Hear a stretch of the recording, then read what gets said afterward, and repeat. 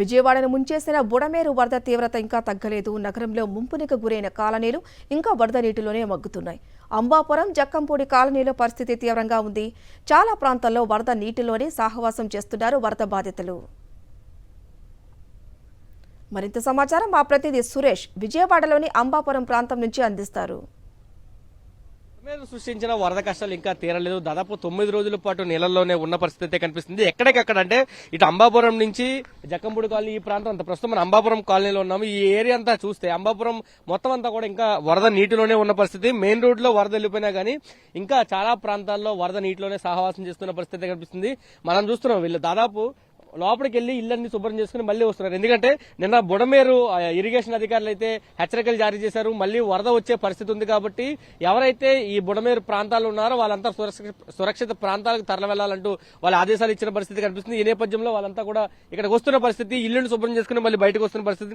వరద ఎన్ని రోజుల నుంచి ఉందండి ఇక్కడ ఆదివారం ఉదయం నుంచి ఉందండి. ఆదివారం మార్నింగ్ వచ్చింది. వాటర్ వచ్చింది కూడా తెలియదు మాకు. 3 o'clock అలా వచ్చిందంట వాటర్. అప్పటి నుంచి వాటర్ అయితే వెళ్ళాల. ఇప్పుడు 2 feet అలా తగ్గినాయి అంటున్నారు వాటర్. మళ్ళీ వాళ్ళంతా కూడా వస్తున్నారు. ఏంటి మళ్ళీ వెళ్ళిపోతున్నారా అధికారులు? సామాన్లు ఏమైనా ఉన్నాయా లేకపోతే పోయినాయా అన్ని చూసుకొని వస్తున్నారు. డాక్యుమెంట్స్ అవన్నీ తడిచిపోయినాయి.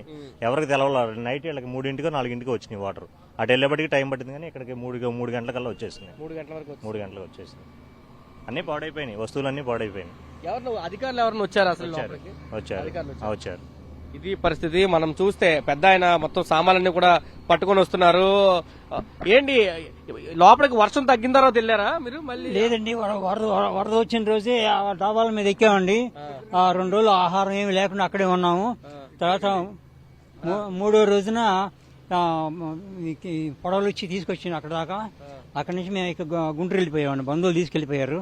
ఏమైనా ఉన్నాయో అని వస్తే బట్టలు ఏమైనా మొత్తం తడిసిపోయినాయి. అంతా బురదేసిపోయింది.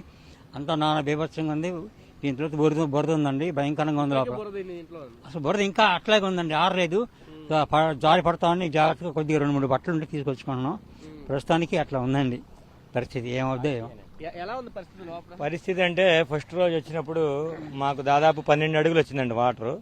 మేము 30 hours అలా ఉండిపోయాం డాబా మీద. After 30 hours they are rescue చేసినాక అక్కడికి వెళ్ళటానికి లేదు, అవకాశం లేదు. ఇప్పుడు దొంగలు పడుతున్నారని మెయిన్గా అక్కడికి వెళ్లాల్సి వచ్చింది. ప్రస్తుతం అయితే మీకు దాదాపు 4 feet దాకా ఉంది. 4 feet ఉంది. ఇంకా ఫుల్ లోపలంతా నాశనం అయిపోయింది వస్తువులన్నీ. వాళ్ళ బాధలు అయితే వర్ణాతీతం. ఎందుకంటే దాదాపు 9 రోజులైనా కానీ ఇంకా వరద వేడలేదు, ముంపు వేయలేదని చెప్తున్నారు. 4 అడుగుల మేరకు ఇంకా వాటర్ అక్కడ ఉన్న పరిస్థితి. అది ఇంట్లో ఉన్న సామాన్లు దొంగల భయం బాగా కనిపిస్తుంది. ఎక్కడికక్కడ దొంగల సామాన్లన్నీ పట్టుకెళ్లిపోతున్న పరిస్థితి. ఎక్కడ ఉండాలో తెలియదు. చుట్టాల ఇంటికి, ఇతర ప్రాంతాలకి వాళ్ళంతా వలస వెళ్తున్న పరిస్థితి. ఇంటికి వచ్చి సామాన్లు ఉన్నాయా లేదని చెక్ చేసుకోవడం కోసం చాలా మంది వెనక్కి వస్తున్నారు. అయితే మళ్లీ వరద వస్తుందన్న వార్తల నేపథ్యంలో ఒక భయాందోళనలు అయితే ఈ ప్రాంతం అంబాపురానికి సంబంధించిన ప్రజలైతే ఉన్నారని చెప్పాలి. కెమెరా పర్సన్ బాలుతో కలిసి సురేంద్ర, సాక్షి టీవీ, అంబాపురం నుంచి.